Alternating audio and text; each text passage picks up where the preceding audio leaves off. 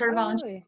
with kids because they needed community service hours for high school. You know, thinking back, they were 14, 15, 13 or 14, something like that, 13 and 14.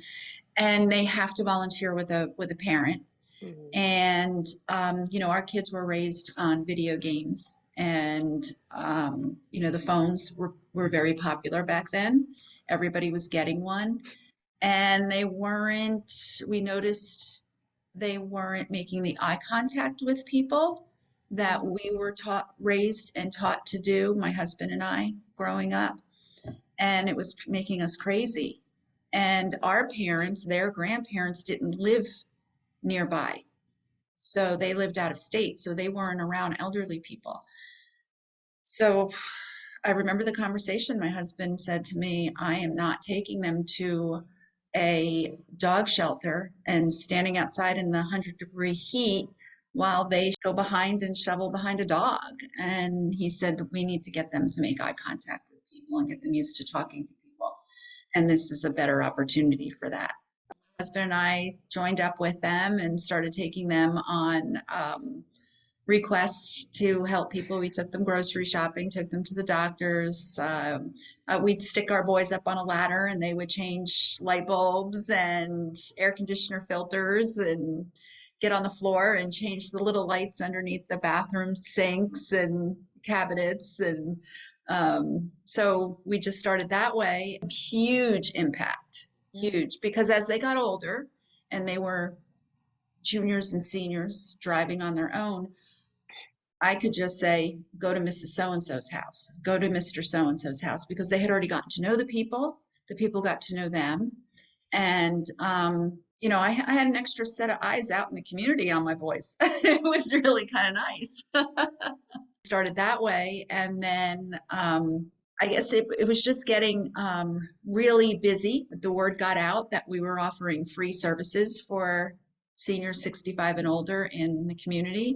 And we were getting more and more phone calls, not realizing that there were a lot of people who had retired here many years ago and they were up in their 80s, 90s, and they had given up their driver's license. So they were more or less homebound because the lack of transportation was available here in the community.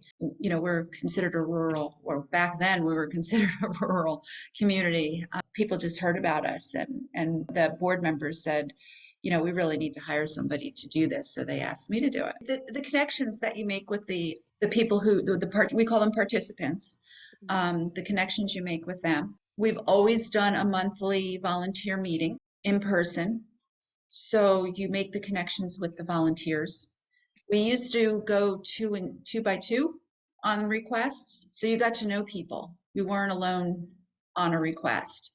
Now that we've grown, and with COVID, we started sending one person just to keep less people in a car, confined space.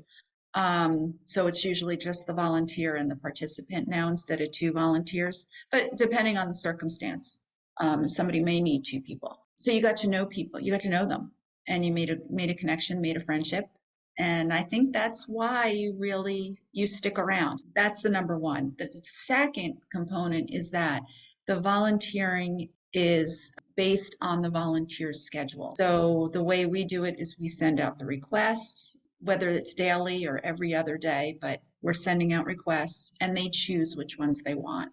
So if they want to choose to volunteer once a month, if they want to choose to volunteer several times a week, it's up to them. And I think that's why people stick around. A lot of community outreach, working together with other organizations that also help seniors who are aging in place. It's the day-to-day contact with the individuals who need services, because sometimes their needs go outside of what we can help them with. So Mhm. it's reaching out to those other organizations in the community and providing them further resources. It is recruiting volunteers and just the day-to-day, the daily operations of the program. Everything has changed. When I first started, it was just, you just do this based on, the hours that are good for you. You can kind of work around your schedule, your kid's schedule. as we found that there were more and more people in the community that need these services, it became more of a full-time job.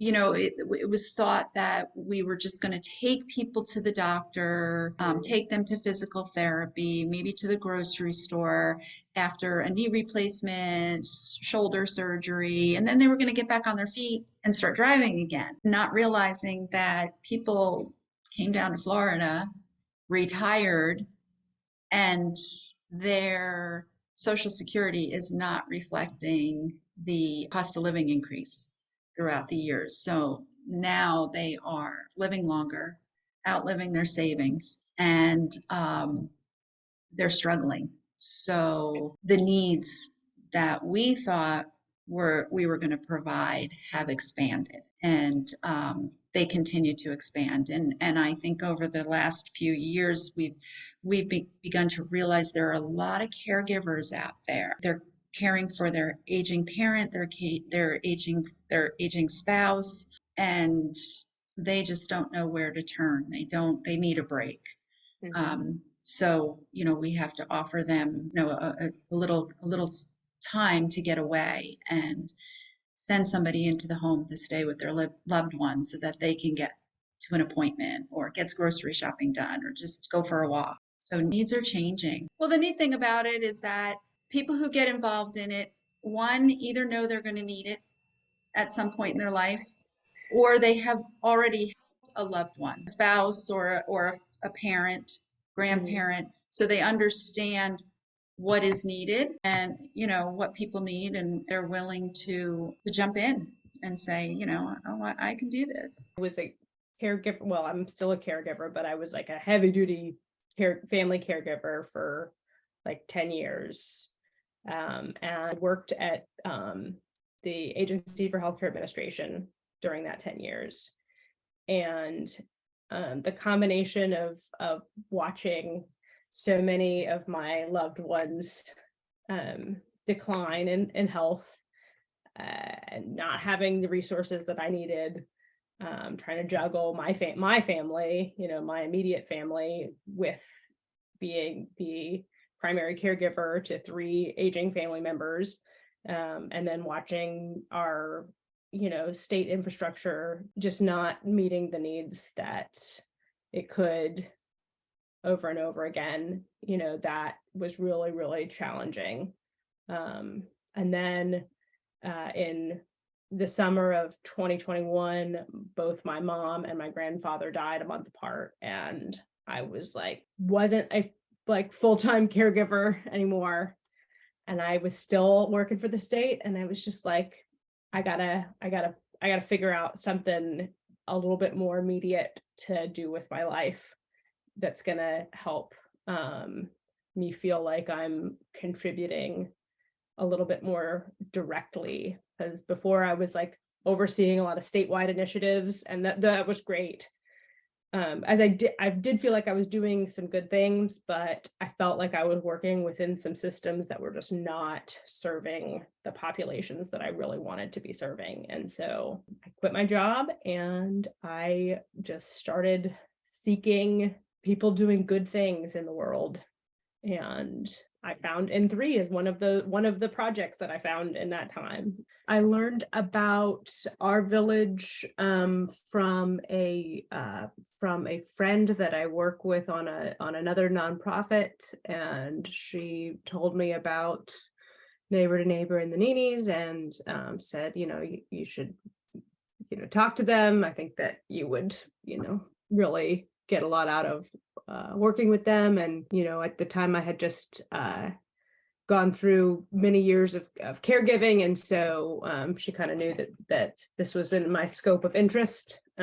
So a friend connected me up with the great folks that I now work with. I started as a board member, and then eventually I moved into the executive director position. I think that N3 was founded by a couple of people who were very passionate and saw some gaps in their own aging processes and wanted to create some better networks that hopefully they would be able to participate in. So Betsy, who is our current president of the board, she really, kind of hit the pavement talking to all of the folks in our local community, trying to drum up participation and support, because she understood that she didn't have the network of support that she needed as she was aging, and so she wanted to develop something for herself and her partner, and so she did that. It's pretty cool.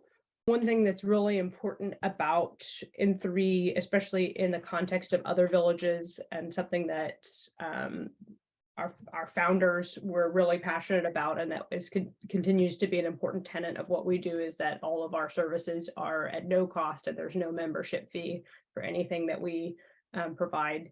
And that has been, I think, really changed the way that we've been able to talk about what we do. And it also creates an equity in what we're able to provide. But it also really helps to foster the idea that this is really, we are creating a community of people helping other people versus, kind of a more like membership based experience. So we have like a lot of really committed volunteers who honestly a shocking amount of really committed volunteers who are just show up like whenever and provide transportation, provide friendly companion services, both over the phone and in person, go grocery shopping for folks, do yard work, lots of yard work, do decluttering, cleaning, just an array of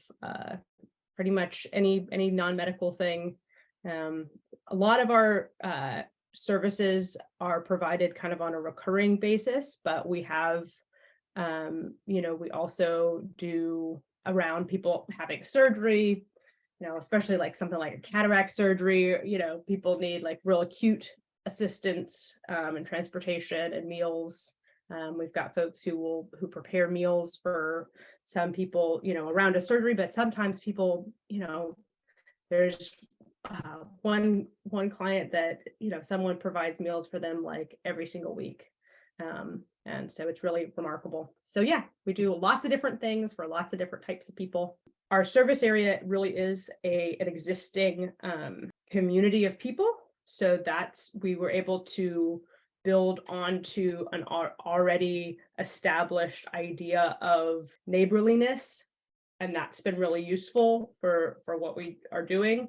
But we have tried to really foster the idea that we are not just like, coming in and like doing charity work for, some elderly people, right? It's like these elderly folks are like really contributing to the community. So we should make sure that we're supporting them and being able to stay in their homes. And so that's a big part of what we try and talk about and what we try and help folks understand.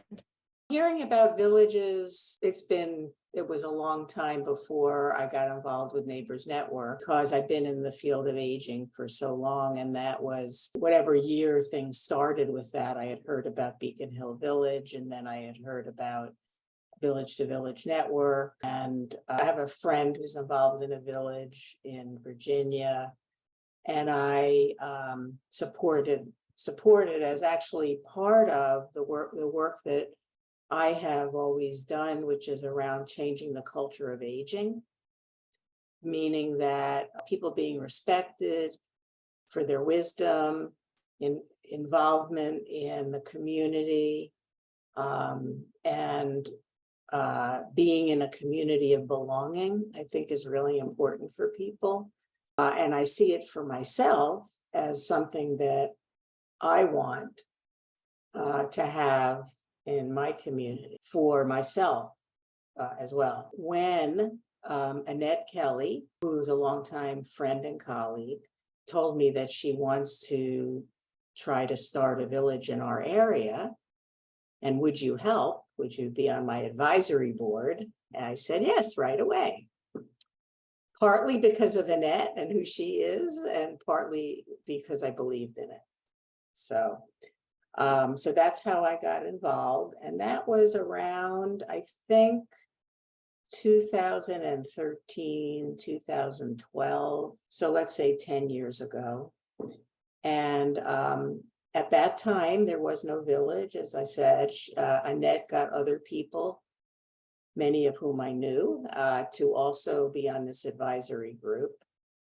And then she went to the Winter Park Health Foundation, who some of us have relationships with, and she did, and said, I'd like to start a village here. Will you fund my doing a feasibility study for the village? And they did. And it all went well. She did it. Annette is a researcher also. She's got her doctorate as a nurse practitioner. And found that it was feasible in the area of the foundation service area, which was Winter Park, Maitland, and Eatonville. And so she then came to them with the results, and then a grant proposal to fund the development of Neighbors Network and its implementation for 3 years. And each year was less money. And so got that funding. Now the funding for that all went through, we had a good relationship with Senior Resource Alliance, the area agency on aging. I had worked there, and we had a number of us had ties to Senior Resource Alliance. And so they became our fiscal agent for Neighbors Network, because we couldn't apply for funding from Winter Park Health Foundation without having that. We then became a 501c3 in 2016. And we didn't need them anymore as our fiscal agent. So then, the advisory board, when we became a 501c3, became the board of directors. And I was on that. And I've been involved ever since then. And when I started in my passion for changing the culture of aging, I didn't have gray hair. And I was a lot younger. And I had hoped, when it came to nursing homes, that this change would happen. We wouldn't have institutional nursing homes anymore by the time I needed it. So let's say, if I'm lucky, I don't need it for 20 years. Let's say I'm 66, so 86, but maybe it's younger. Maybe there'll be enough of these new models out there of long-term care for me. But but there will be a village for me, because I live in the area where this village is happening. So I'll become a member. Now I'm a volunteer board member and a volunteer. So I have a vested interest too in Neighbors Network being around when I am ready to become a member. Well, I always say, even like from years ago when I was younger, maybe your age, I don't know, I always said, this field that I'm in, aging, it's not all altruistic. It's also for me, for when I get older. It's a little self, good for myself. So Barbara and I are cohorts. So she had been aware of the village movement for almost 2 decades. And she had talked to me. We met through League of Women Voters. And she had talked to me about this initiative. And I thought, wow, this is something that would be very, very beneficial. Mm-hmm. And so she didn't have to really sell me on this. So we both started looking into the Village to Village webpage and doing some research. So it was an exciting introduction. Defining exactly what it was the challenge that I was trying to find an elevator speech to explain what the village movement actually was. And it was hard, because everybody says, oh, you're going to have a building and people can come there, and no, this is not what we're doing. We want you to stay in your home. But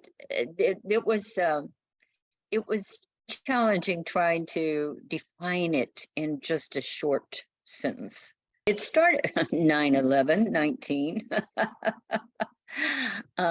the collaboratory, it was called the Southwest Florida Foundation at that time. They were having coffee conversations. So Barbara brought this idea to one of those coffee conversations and met these two representatives from the Aging Coalition, which was recently formed under a grant by Robert Wood Foundation. And the grant just said to help seniors live healthier, more productive lives as they age. So Barbara discussed starting a village. They liked the idea. So we started meeting with this new aging coalition, and it grew us interested people. And so we were able to find others who thought this was a good idea and wanted to be a part of it. The money was for Lee County, all of Lee County. Okay. So we were going to start a village, and Barbara and I live in connecting communities. We're not in the same community, but we're neighbors.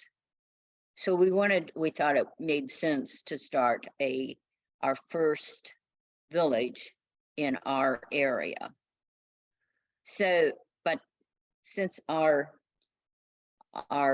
village was called Neighbors Network of Lee County, we had to do something for all of Lee County rather than just an initial village. So that's how we evolved to say, well, we've got to have a hub for all of Lee County, because all the villages really should be talking to one another in this county. We have a huge county. There's so many municipalities here. We just thought it's going to be such a challenge. So we need to have a hub so that we can interact with one another as they develop. There are so many services out there for the aging community. But the problem is that people don't know. People don't know about those silo helpful programs. So we're hoping to bring all that in together so we know where to reach when we can't help.